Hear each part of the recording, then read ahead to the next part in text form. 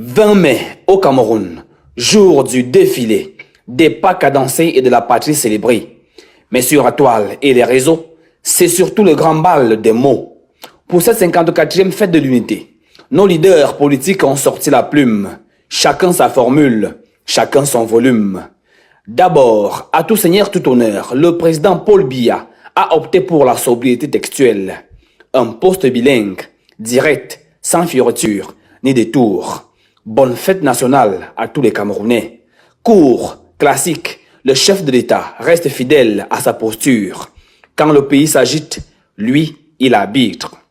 Même tempo minimaliste chez le député Cabral Libi, président du PCRN, qui s'affiche en costume bleu croisé, élégant et stylé, pour lancer un sobre bonne fête de l'unité à tous et à toutes. Pas de long discours, l'image fait le travail, le sourire est de mise pour la communion requise.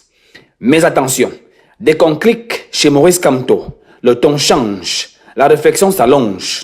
Le leader du MRC nous rappelle que notre diversité est une sacrée richesse, mais il glisse un tacle plein d'ironie sur nos petites faiblesses. Écoutez bien, si une seule de nos communautés disparaissait, les autres seraient inconsolables, ne serait-ce que parce qu'elles ne pourraient plus se défouler sur elles. Fin de citation. Une pointe de sarcasme pour penser le sarcasme, avant d'appeler à une prospérité partagée pour toute la patrie entière. De la réflexion, on passe carrément à la révolution avec le professeur Olivier Billet. Pour les libérateurs, pas question de se contenter de défilés et du protocole. Son allocution est un réveil brutal face à la précarité du peuple. Pour lui, la misère n'est pas une fatalité, c'est une imposture. TGV, métro, industrie, souveraineté monétaire, bref, remplacer les distractions futiles par des réformes utiles. Enfin, le pavé dans la mare, ou plutôt, le missile depuis l'exil, vient d'Issa Chiroma Bakary, le président du FSNC. Changement de décor et de trajectoire, l'ancien ministre conteste carrément le pouvoir de Yaoundé.